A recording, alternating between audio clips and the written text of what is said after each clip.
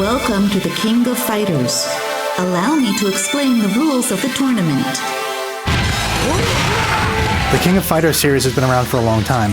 It's seen the rise and fall of arcades, 2 American recessions, and both world wars. Forget the world wars part. Still, over the past 15 years, the KOF series has evolved, but it's never had a total graphical overhaul, until now. The good news is that KOF 12 has brand new graphics and even has some new gameplay features that change the way KOF is played. The bad news is that there are fewer characters, hardly any offline content, and the online stuff has some real problems.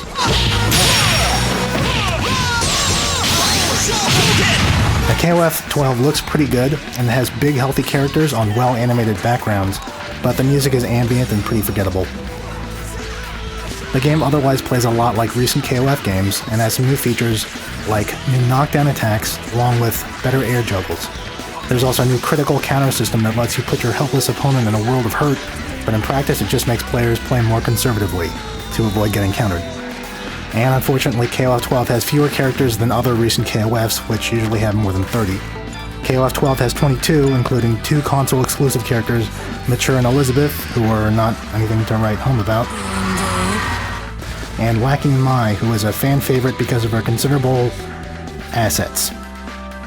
Actually, some characters in KOF 12 do have some interesting changes and tweaks, but many have lost the new tricks and abilities that they gained in more recent games, and in some cases, basically play like older versions of those characters.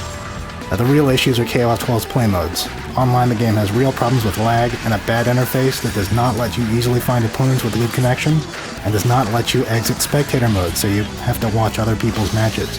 Offline, there are barely any modes to speak of, just an arcade mode with no boss, a versus mode, a practice mode, and a gallery that lets you unlock character art. That's it. There's no story mode, no challenge mode, or survivor mode to keep you busy offline.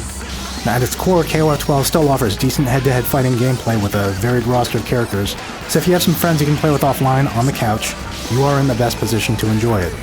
But it's hard to see KOF 12 really stack up against some of the other newer and better fighting games out there, which have more characters, better online play, and even better offline play.